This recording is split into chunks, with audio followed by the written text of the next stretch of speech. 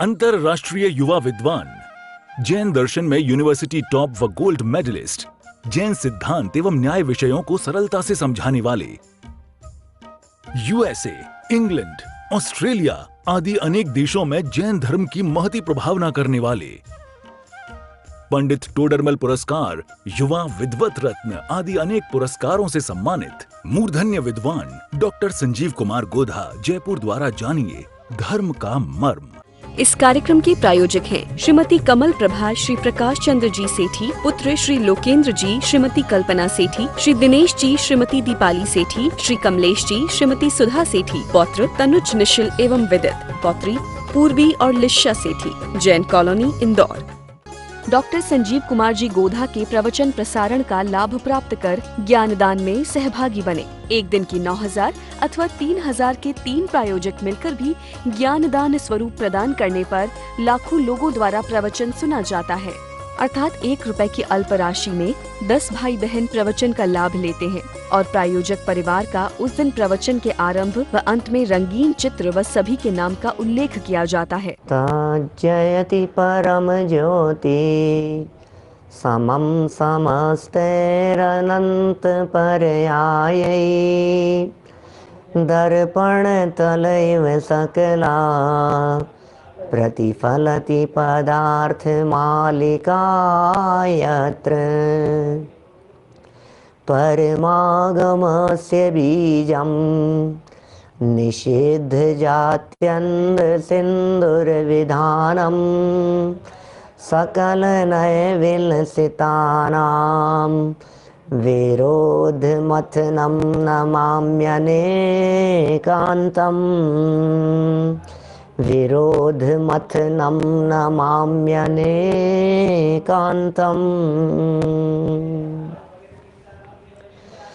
अमरचंद्र आचार्य देव द्वारा लिखित यह पुरुषार्थ सिद्धि उपाय नामक ग्रंथ है और यहाँ अतिचारों की चर्चा चल रही थी। अहिंसा के अतिचार कल हमने आपके बीच में यहाँ पढ़े हैं। आज सत्य के अतिचारों के संदर्भ में चर्चा करेंगे। ऐसा भी कह सकता हूँ मैं इसी बात को, सत्य बोलते समय रखी जाने वाली सावधानियों की चर्चा करेंगे। यहाँ किन किन बातों के संबंध में हेरा फेरी, झूठ बोलने की संभावनाएं बन जाती है, परिस्थितियाँ कैसी बन जाती है कि ये जीव सच बोलता बोलता झूठ बोलने लग जाता है, अतिचार लग जाता है और वे अतिचार लगाने योग्य नहीं है, क्योंकि सावधानी ही रखने योग्य है। जितना बन सके अपने जीवन में हम सावधान रहें। सत्य और असत्य की सावधानियों का ये प्रकरण है। ये उन जीवों की चर्चा कर रहे हैं जिन्होंने सत्य का अवलंबन लिया है। हम उनकी बात कर रहे हैं जिन्होंने सत्य स्वभावी आत्मा को जाना है, जिन्होंने वस्तु के सत्य स्वरूप को पहचाना है, जिन्हें सत्य की खबर है। सत्य माने है वस्तु, सत्य माने है द्रव्य, सत्य माने है पदार्थ। सत्य द्रव्य लक्षणम, द्रव्य का लक्षण है ना सत्य। तो द्रव्य कौन सा द्रव्य कि मैं स्वयं द्रव्य। तो जिन्हें अपने आत्म तत्व जो कि वास्तव में सत्य स्वभावी है उसकी जिन्हें खबर है, वे है सत्य व्रत के धारी। असली में सत्य व्रत तो उनको ही है।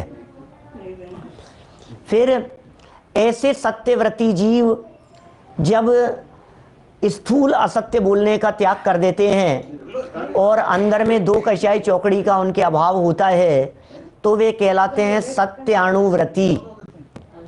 वे सत्य नाम के अणुव्रती हैं। और जब सत्य बोलने का पूरी तरह से प्रतिज्ञा हो जाती है, नियम हो जाता है, आंशिक सत्य आंशिक असत्य था, तब तक सत्यानुव्रत था। 100% सत्य जब बोला जाता है, जवान से किसी भी रूप में असत्य वचन नहीं निकलेंगे, जब इस प्रकार की स्थिति बनती है तो वे सत्य महाव्रती होते हैं। देखिए, कल अहिंसा के संदर्भ में बात कही थी, आज बात को आगे बढ़ाते हैं। श्लोक नंबर है 184, 184 नंबर का श्लोक है। मेरे सामने पुस्तक पुरानी है, इसका पेज नंबर है 155, 208 करीब होना चाहिए नई पुस्तकों का पेज नंबर। गुजराती का भी आपके सामने अभी लिख करके आ जाएगा। 184 नंबर श्लोक पढ़ रहा हूं। तत्वार सूत्र में जो आपने सत्यानुव्रत के अतिचार पढ़े हैं, उन्हीं बातों को कुछ विशिष्ट शब्दों में कहते हैं। मिथ्योपदेश दानम रहसोभ्याख्यान कूटलेख कृति न्यासापहार वचनम साकार मंत्र भेदश्च। क्या कह रहे हैं? मिथ्योपदेश 5 शब्द हैं। थोड़े शब्द कठिन हो सकते हैं, पुराने शब्द हैं, पुरानी भाषा के शब्द हैं। शब्दों को याद कीजिएगा एक बार। ये 5 शब्द आप याद करेंगे तो आपको तत्वार सूत्र भी बराबर ख्याल में आएगा। क्यों? क्या है, उस सूत्र से यह बात स्पष्ट ख्याल में आती है। 5 शब्द हैं। पहला शब्द है मिथ्योपदेश। सत्यानुव्रत के अतिचार बतला रहे हैं। सत्य बोलने में कहां कहां गड़बड़ी हो जाती है, सत्य में कहां कहां दोष लगा लेता है ये जीव अपनी असावधानी से। सत्य पहला क्या हुआ? मिथ्योपदेश, झूठा उपदेश। सत्यानुव्रती है और झूठा उपदेश दे दिया। मिथ्योपदेश, याद रहेगा पहला वचन, मिथ्योपदेश। दूसरा है रहोभ्याख्यान, रह उभय आख्यान, रहोभ्याख्यान। अब शब्द ऐसा लग रहा है, बिल्कुल अटपटा सा लग रहा है। रहोभ्याख्यान, अभी शब्द समझाएंगे तो बात ख्याल में आएगी। रह उभय आख्यान माने बोलना, रह माने रहना, उभय माने दोनों का, स्त्री पुरुष, मेल फीमेल, लड़का लड़की। रह उभय आख्यान, ये क्या कहला रहे हैं? ये सत्यानुव्रत का अतिचार कह रहे हैं। 2 शब्द हो गए हैं।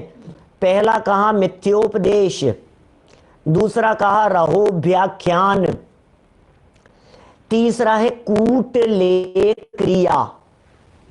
अब शब्द सुन करके नए व्यक्ति सुने ना, युवा साथी लोग, तो उनको ऐसा लगे क्या कह रहे हो ये? कूटलेख क्रिया माने ऐसी क्रिया, ऐसी प्रवृत्ति जिसमें जाली दस्तावेज तैयार कर दिए गए। कूटलेख क्रिया, कूटलेख माने कुछ ऐसे दस्तावेज बना दिए, जाली नकली बना दिए। हिसाब ये तो हमारा है, ये जमीन तो आपकी, ये जो जमीन है ये आपने कब खरीदी थी, ये तो हमारी ही है। ऐसा कूटलेख क्रिया है। 3 हो गए। फिर चौथा है न्यासापहार, किसी की धरोहर को रख लेना, खा जाना, हड़प कर लेना। न्यास, न्यास कहते हैं धरोहर, न्यासापहार, धरोहर को रख लेना। अभी जब अपन यहां बढ़ेंगे तो उसमें कुछ विशिष्ट शब्दावली का प्रयोग होगा और कुछ अच्छे ढंग से उन बातों को अपन और खोलेंगे कि न्यासापहार की परिस्थिति कैसे बन सकती है। कितने हो गए? 4 हो गए। मिथ्योपदेश, रहोभ्याख्यान, कूटलेख क्रिया, कूटलेख क्रिया, फिर न्यासापहार।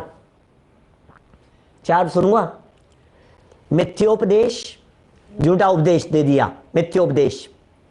रहोभ्याख्यान, रह उभय आख्यान, फिर कूटलेख क्रिया, कूटलेख है, फिर न्यासापहार, न्यासापहार।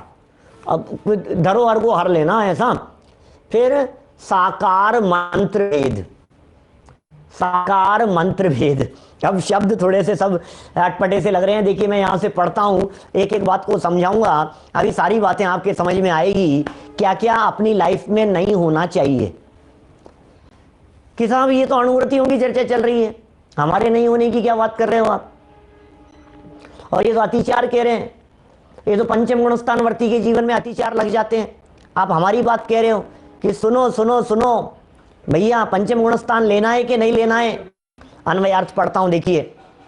मिथ्योपदेश दानम, झूठा उपदेश देना, झूठा उपदेश सारे दुनिया भर में हुआ है।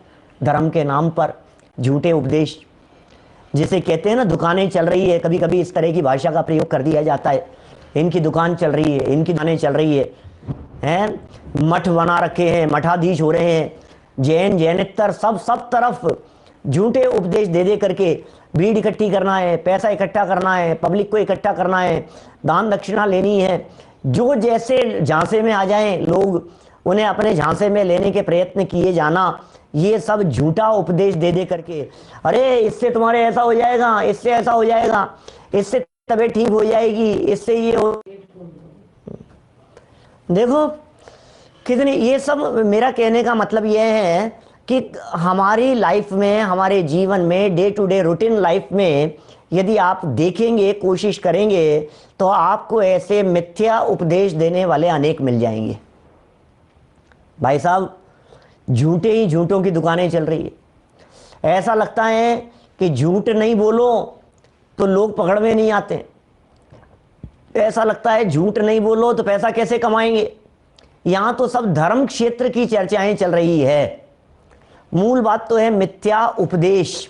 हमने ऐसा उपदेश, पैसा कमाने के उपदेश दे रहा है, जहां देखो वहां मोटिवेशनल स्पीकर लगे हुए हैं, नेशनल मल्टीनेशनल कंपनियां लगी हुई है, मल्टी लेवल मार्केटिंग कंपनियां लगी हुई हैं, स्टेज पर खड़े होंगे, हजारों हजारों लोगों के बीच में खड़े खड़े हो करके सब ऐसे ऐसे उपदेश। ऐसा दुनिया में जैन धर्म, जैन तत्वज्ञान ये कहता है कम कमाओ और संतोष से रहो। सारी जिनवाणी का ये उपदेश है, सुख पावे संतोषी प्राणी, जिसके हृदय में संतोष है वो सुखी है। लेकिन पता है वो बड़े बड़े मंचों पर खड़े होकर के क्या कहा जाता है? ये कहा जाता है भाई साहब इच्छाओं को मत दबाओ, ज्यादा कैसे कमाया जा सकता है वो देखो।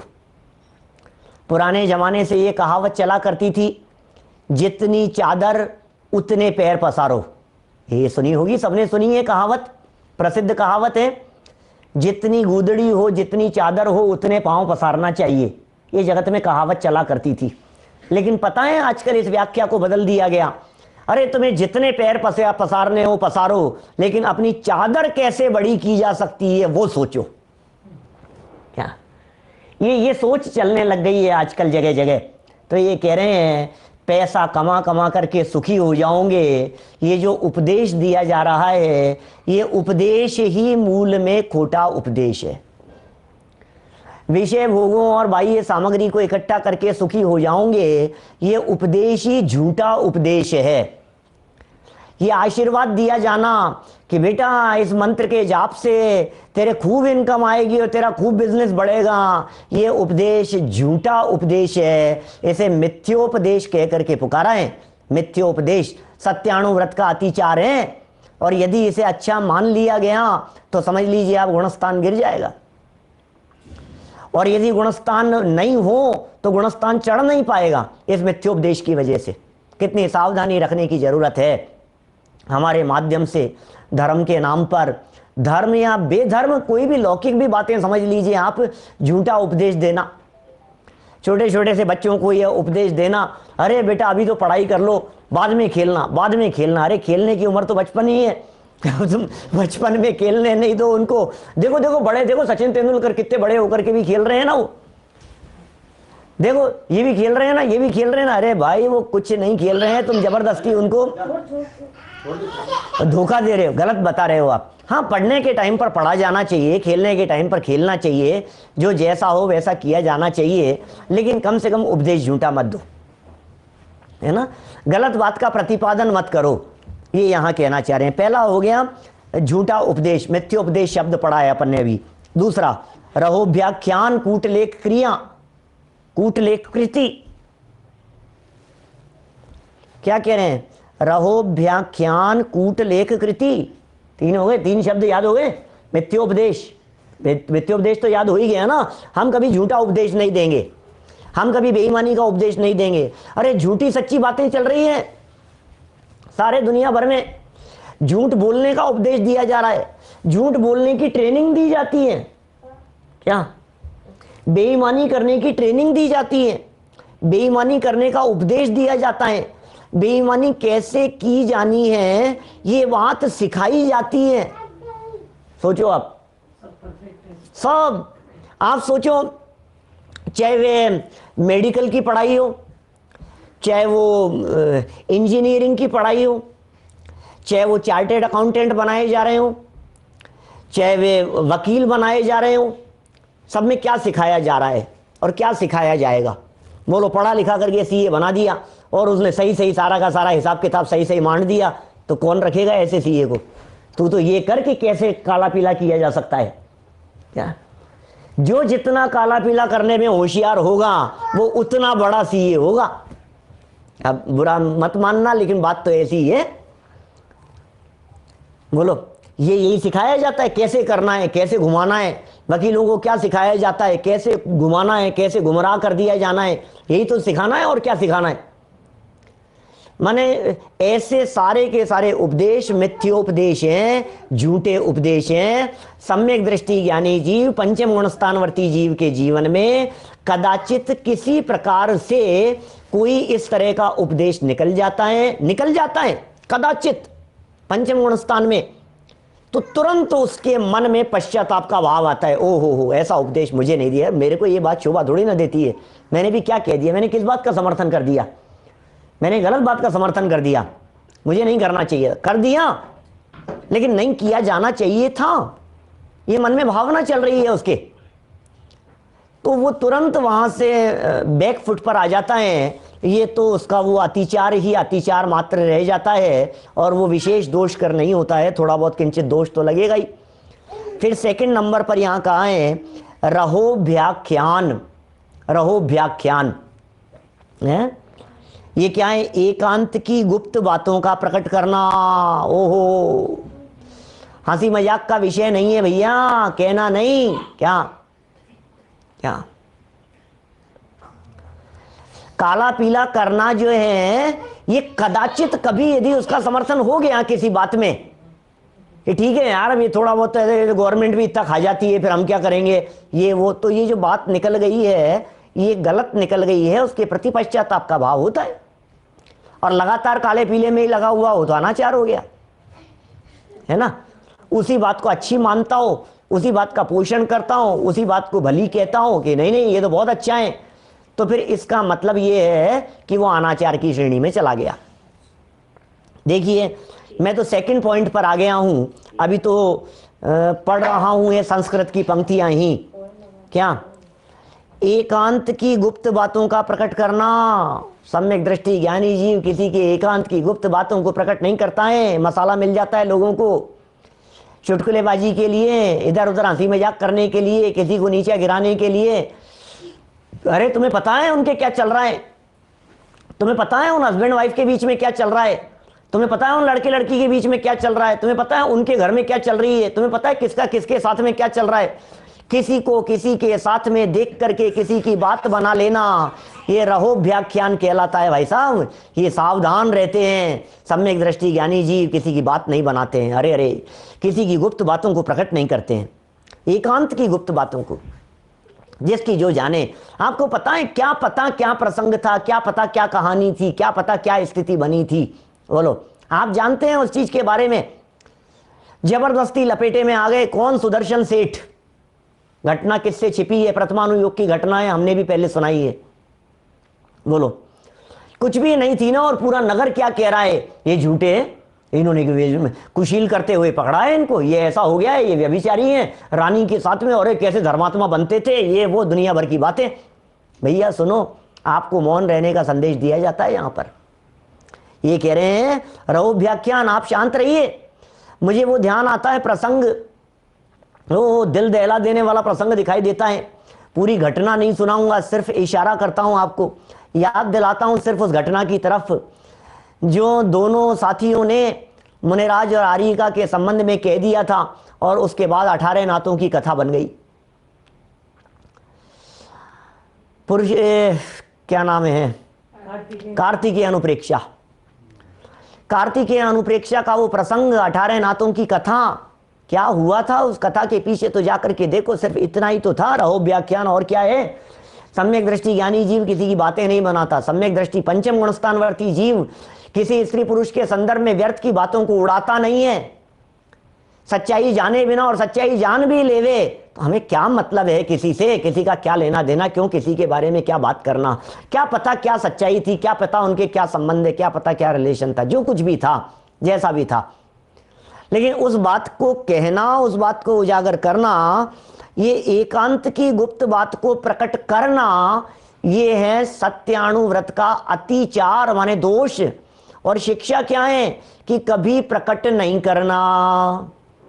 क्या वसंत तिलका का प्रसंग है ना, सबको याद आ गई होगी। धनदेव, वसंत तिलका, कमला, सब नाम याद आ गए। उज्जैनी की घटनाएं, सच्ची घटनाएं स्वामी कार्तिकेय स्वामी द्वारा लिखी गई। कैसा प्रसंग बन गया। वैश्या थी वसंत तिलका नाम की, और सेठ ले गया, युगल पुत्र पुत्री को जन्म दिया, गर्भवती हुई, बेचारी को निकाल दिया वापस। शरीर मलिन हो गया था, गंदा हो गया था, दुर्गंधित हो गया था, तो निकाल दिया उसको।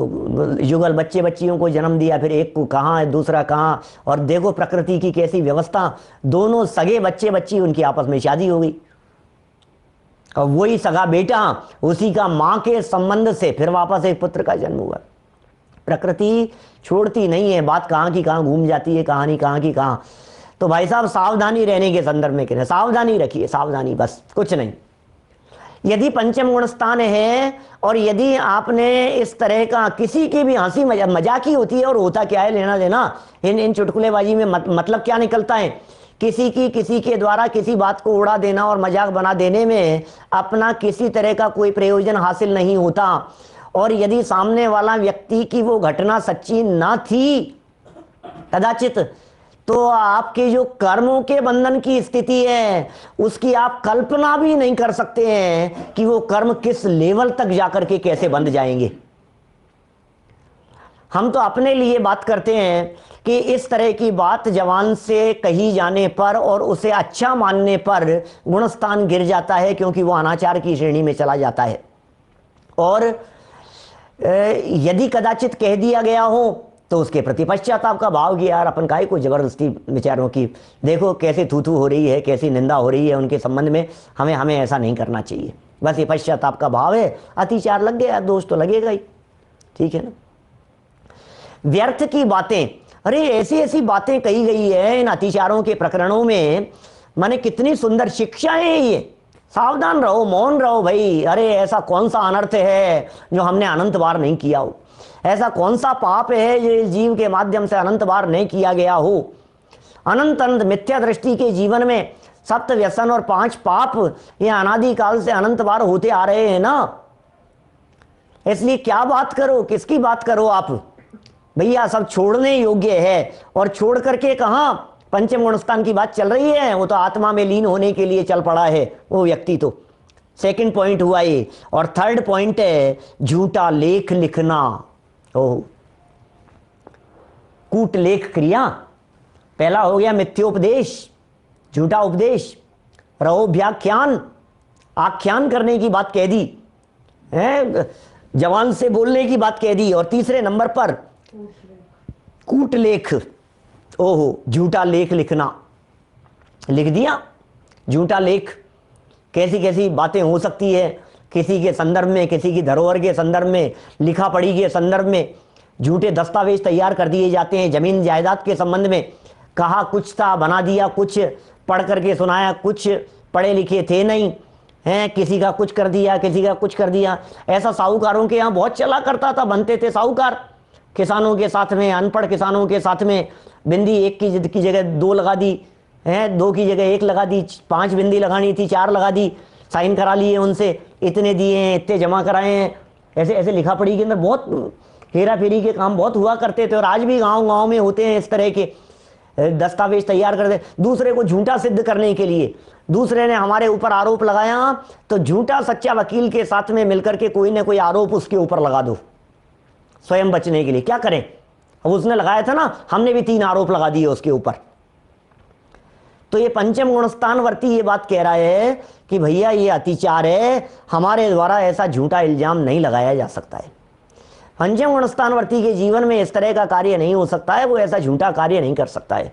जो जीव पंचम गुणस्थानवर्ती होना चाहते हो, जो जीव ज्ञानी होना चाहते हो, जो जीव मोक्ष मार्गी होना चाहते हो, वे इस तरह के कार्य नहीं करते। क्या क्या समझ में आ रही है बात? तो ये हो गया तीसरा पॉइंट। अब देखो चौथा, न्यासापहार वचनम।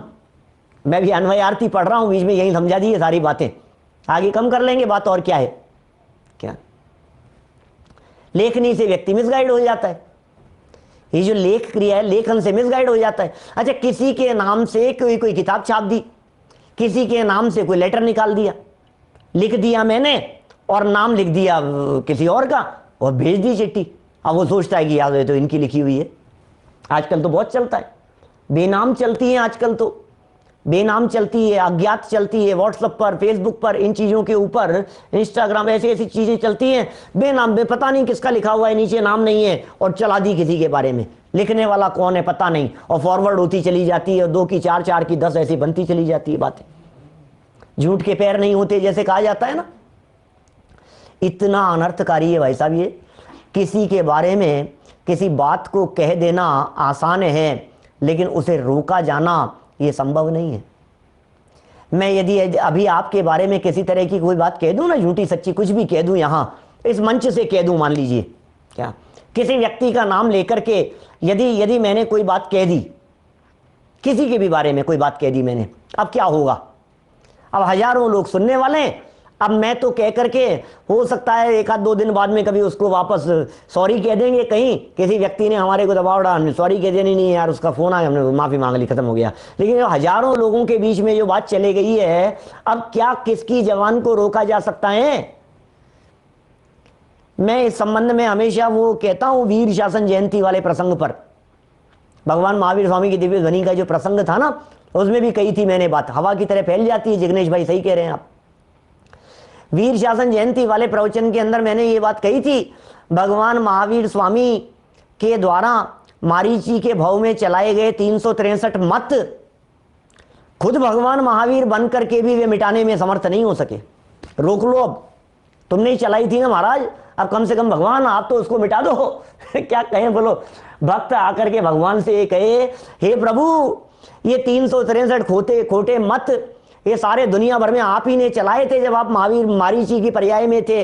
अब आप तो 3 लोक के नाथ बन गए हो, अब आपको तो केवल ज्ञान की प्राप्ति हो गई है। अब तो आप इन सारे झूठ साझ जो पहले चलाया था उन सबको धो दो, मिटा दो।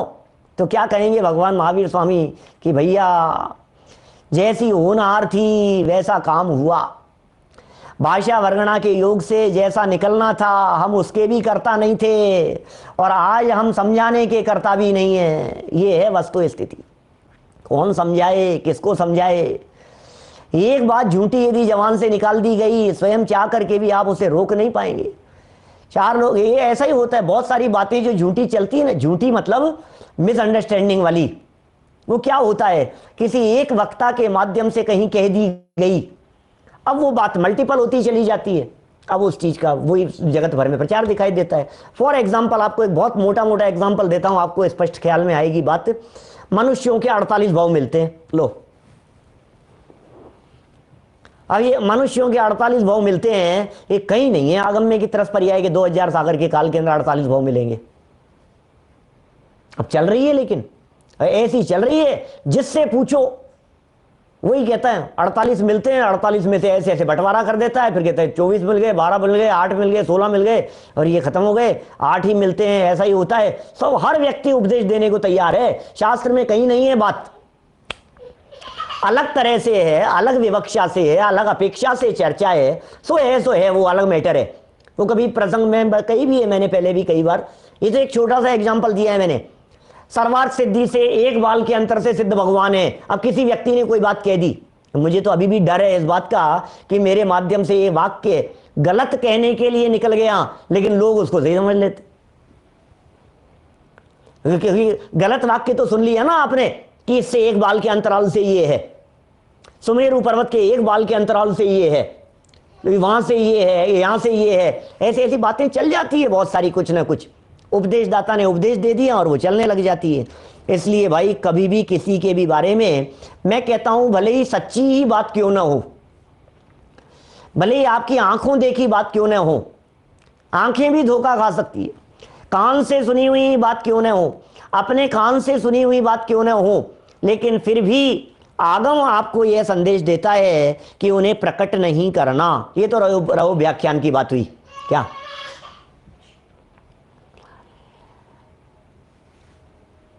देखो क्या कह रहे हैं आगे, फिर आगे क्या है न्यासापहार वचनम, धरोहर के हरण करने का वचन कहना, धरोहर के हरण करने के लिए। क्या जिग्नेश भाई कह रहे हैं, वो मेरा इस पे स्पेशल प्रवचन है 20 मिनट का। मनुष्य 48 भाव की चर्चा हाँ की है, कहीं मैंने, कहीं है चर्चा, है ना, मनुष्य भाव की दुर्लभता वाले प्रकरण के अंदर ही कहीं होगी, कहीं 20-25 मिनट बोला होगा, कहीं इस मैटर को समझाया होगा, 48 भाव कैसे होते हैं, क्या है, कहाँ से चली ये बातें, इस तरह की बातें होगी। चलिए, धरोहर के हरण करने के लिए वचन कहना, वचन बोल दिया जाता है। अब ये कैसे कैसे धरोहर के हरने की परिस्थितियां बन जाती है, जैसे समझो आप हरण तो नहीं करना चाहता, देखो पंचम गुणस्थान वाला है, ऐसा कोई झूठा थोड़ी ना, कोई बेईमान थोड़ी ना, कोई झूठ सांच के अंदर लगा हुआ हो, ऐसा तो है नहीं ये व्यक्ति।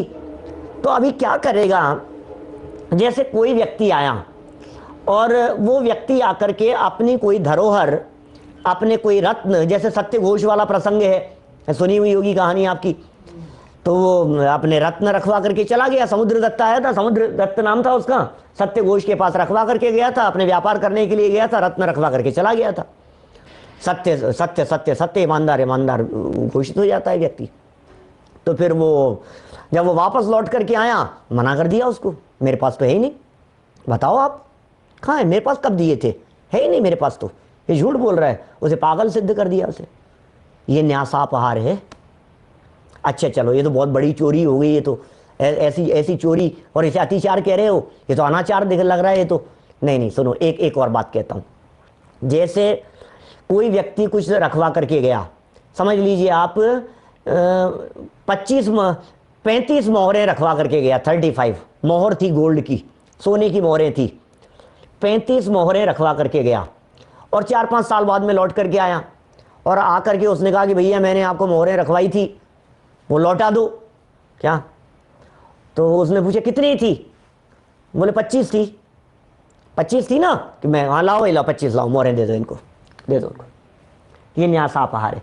जबकि अपने ध्यान में कि ये 35 दे करके गया था, हमें पक्का पता है 35 ये दे करके गया था, 35 हमने रखी थी। तो ये पता है क्या कहता है, ईमानदार बनता है, कहता है अरे नहीं साहब, आप तो जैसे ही आपने मांगी, आपकी ये धरोहर है हमारे पास में रखी हुई, आप ले लीजिए, आपने 25 भाई देना, भाई ला के वापस दे दो, इनको दे दो, इनको लौटा दो। बहुत बहुत ईमानदार बनता है। ये कह रहे हैं यहाँ ये अतिचार है, आपने धरोहर को हरण कर लिया है, झूठ है ये, झूठ बोल करके। बोला तो नहीं कि साहब मैंने थोड़ी ना बोला है, उसने 25 मांगे, मैंने 25 लौटा दिए, लेकिन भाई तुमने सत्य को छिपाया भी तो है। मैं और बात कहूं इस तरह की, ये तो मैं पुराने जमाने की मोहरें रखने की बात पर आ गया हूं, आपस में ही लगा लो, 2-4-5 हजार रुपए की बातों में ही इधर उधर, क्या खुले कराने की बात में लगा लो। सामने वाला व्यक्ति कम दे देता है, ज़्यादा दे देता है, लौटाने के अंदर कम ज़्यादा कर देता है, तो आप चुपचाप रह जाते हो। नहीं होती है कभी ऐसी परिस्थितियां। यदि सच में ईमानदार व्यक्ति हैं तो ऐसा नहीं होना चाहिए। देखो भाई, बात बहुत मार्मिक कह रहा हूं मैं। सब्जी वाले को आपने 100 का नोट दिया, 30 रुपए की उसने सब्जी बेची आपको, 30 रुपए की सब्जी थी, आपने 100 का नोट दिया, क्या उसने आपको 90 रुपए वापस दे दिए, क्या आप रख लेते हो अपनी जेब में चुपचाप, क्या ये न्यासापहार है, ये बतला रहे हैं यहाँ पर। अरे हमने कोई चोरी थोड़ी नहीं की है, हमने कोई मांगा थोड़ी नहीं है उससे, हमने तो कुछ नहीं किया है, उसने दिए हमने रख लिए। भाई उसने दिए तुमने रख लिए, लेकिन तुम्हें तो पता है ना कि 70 रुपए लेने हैं उससे वापस, उसने गलती से 90 दे दिए, तो तुमने 90 क्यों रख लिए। ये कह रहे हैं ये सत्यानुव्रत के अतिचार में। और कदाचित ये गुणस्थान वाला व्यक्ति भी रख ले वे, अभी देखना बात क्या कह रहे हैं, कदाचित ये रख ले वे अपने पास में, मन में आ गई बात, अब ये तो क्षणिक ही तो है और क्या है, 2 सेकंड का ही तो खेल है, उसने पकड़ाया और हमने पकड़ लिया, इतना सा ही तो खेल था और था क्या, उसके बाद तो जिम में चले गए, फिर तो बात ही खत्म हो गई। लेकिन पूरे रास्ते भर उसको विकल्प रहता है, यार मैंने बेचारे गरीब आदमी के 20 रुपए रख लिए जबरदस्ती। अब मैंने 20 की बात कही है, 20 की जगह 200 भी हो सकते हैं, 2000 का नोट दिया हो। पहले बीच में बहुत हुआ था इस तरह का, जब 1000 के नोट बंद हुए और 2000 के नोट चले, क्या तो ऐसा नहीं हो जाता है, उसने 2000 के नोट को 1000 का समझ लिया है, कि 1000 के नोट को 2000 के नोट को 1000 समझ करके दे दिया हमने। ऐसे कई घटनाएं हो जाती थी इस तरह की, गिनने में गड़बड़ी हो जाती है, उक चुक हो जाता था व्यक्ति। अब तो खैर प्रैक्टिस में आ गया है, लेकिन वो कितना होता था इस तरह का, फटफट फटफट फट गिने कितने होंगे उसके, क्योंकि वो हजार हजार की हैबिट थी ना दिमाग में। तो यदि उसमें खेद खिन्नता का भाव है, तुरंत पश्चाताप का भाव यदि होता है, तो फिर वो अतिचार है। बस तुरंत पश्चाताप का भाव आया, जीवन में कभी ऐसी गलती दोबारा नहीं करूंगा यार, कभी किसी का धन नहीं हड़पूंगा मैं, कभी कोई व्यक्ति भूल जाएगा और मुझे याद है मैं लौटाऊंगा, मैं कैसे रख सकता हूं किसी का पैसा अपने पास में, कैसे रह सकता है, ये बेईमानी कैसे हो सकती है। ऐसी ईमानदारी से सोचने वाला व्यक्ति वो पंचम गुणस्थान प्रकट करने का पात्र है। इस कार्यक्रम के प्रायोजक हैं श्रीमती कमल प्रभा श्री प्रकाश चंद्र जी सेठी, पुत्र श्री लोकेंद्र जी, श्रीमती कल्पना सेठी, श्री दिनेश जी, श्रीमती दीपाली सेठी, श्री कमलेश जी, श्रीमती सुधा सेठी, पौत्र तनुज निशिल एवं विदित, पौत्री पूर्वी और लिशा सेठी, जैन कॉलोनी, इंदौर।